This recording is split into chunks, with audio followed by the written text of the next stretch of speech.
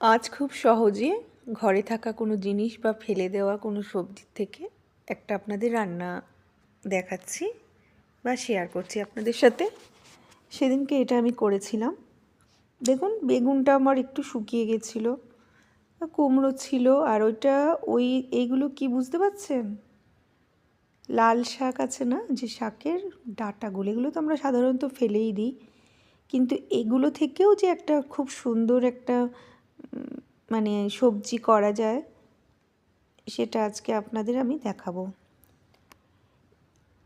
এগুলো এমনি ডাঁটা, কিন্তু মানে লাল শাকে যেই পাতলা পাতলা ডাঁটাগুলো, এগুলোই দেখবেন অনেক কচি কচি ডাঁটাও থাকে, আমরা ফেলেই দিই সাধারণত ওপরের শাকগুলোকে নিয়ে। এবার এইটা দিয়ে আমি সেদিনকে আমার মনে হলো ঘরে না একটু বেগুনটা শুকিয়ে যাচ্ছে, তারপরে মনে করুন একটুখানি লাল আলু ছিল, একটু গাঁটি কচু ছিল, এইসব ছিল।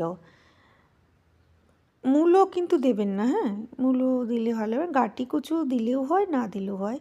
কুমড়ো, বেগুন, আলু আর ওই ডাঁটা, এগুলো মানে এগুলো দিয়ে এই সবজিটা করলে ভালো লাগে খেতে। তো এগুলো আমি প্রথমে ভালো করে কেটে নিয়েছি, নিয়ে ভালো করে ধুয়ে নেব। ভালো করে জল দিয়ে এটা ধুয়ে নিয়ে তারপরে সবজিগুলো এবার আমি রান্নার জন্য তৈরি হয়ে যাব। কী হবে, এবারে কড়াইতে তেল দেব, দিয়ে এর ভেতরে আমি একটু কালো জিরে, রসুন ফোড়ন দেবো, আর কাঁচা লঙ্কা ফোড়ন দেবো, শুকনো লঙ্কা। আমার রান্না আপনারা খেয়াল করে দেখবেন, এই ধরনের যদি আমি সবজি যখন করি, বেশিরভাগই আমি কখনো শুকনো লঙ্কা ইউজ করি না। শুকনো লঙ্কা কেন জানি না, আমার মনে হয় এইসব সবজিতে এই ধরনের মানে গ্রিন ভেজিটেবল বলুন বা আরও এই ধরনের যে সবজি, শাক টাক বলুন, এগুলোতে না মানে শুকনো লঙ্কা দিলে আমার মনে হয় ঠিক টেস্টটা লাগে না। যেগুলো মনে করুন দেওয়ার কথা, কোনো ঝোল টোল রান্না করুন, সেগুলোতে দিতে পারেন, কিন্তু এগুলোর ভেতরে দেবেন না। একদম হালকা একদম, কিন্তু রসুন আর কালো জিরে ফোড়নটা দেওয়ার জন্য কিন্তু দারুণ টেস্ট হবে, রসুন আর কালো জিরে আর কাঁচা লঙ্কা। আর যদি চান তো পেঁয়াজও দিতে পারেন, পেঁয়াজ দেওয়া যায়, কিন্তু আমি দিইনি, আমি খালি রসুন, কাঁচা লঙ্কা আর কালো জিরে ফোড়ন দিয়েই করেছিলাম। তারপরে হলুদটা দিয়ে দিয়েছি, যেমন করে একদম স্বাভাবিকভাবে, কোনো কষ্টের রান্না নয়, কিছু নয়।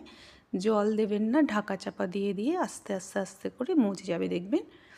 জল দিলে কিন্তু টেস্ট হবে না, হ্যাঁ, জল দিয়ে সেদ্ধ করার এখন কখনোই চেষ্টা করবেন না যে বেশি করে জল দিয়ে। এমনিই জল বেরিয়ে যাবে কুমড়ো থেকে, বেগুন থেকে, সব সবজি থেকে আস্তে আস্তে একটু একটু করে জল বেরিয়ে যায়, ডাঁটা থেকে।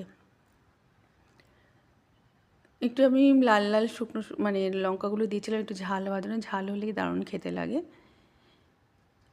আর যারা মনে করুন এগুলো মাছ দিয়েও করা যায়, অনেক কিছু দিয়ে করা যায়। যদি শুটকি মাছ আপনারা খেয়ে থাকেন, এই শুকনো যেই মাছটা, ওই মাছ দিয়েও অনেকে এরকম ধরনের সবজি করে থাকে, সবজি দিয়ে করে থাকে। এবার আমি স্বাদ অনুযায়ী নুন চিনি সব দিয়ে দিলাম। তা আমার সবজিটা তৈরি হয়ে গেল গরম গরম ভাতের সাথে খাওয়ার জন্য। খুব তাড়াতাড়ি হয়ে যায় এগুলো। আর যদি আমার রেসিপিটা ভালো লেগে থাকে, অবশ্য করেই আমার চ্যানেলটাকে একটু সাবস্ক্রাইব করে দেবেন, আর একটা করে লাইক করে দেবেন। সম্পূর্ণভাবে রান্না তৈরি, ডাল দিয়ে, মুসুর ডাল দিয়ে খেতে পারেন, শুকনো এমনি প্লেন সাদা ভাতের সাথে খেতে পারেন।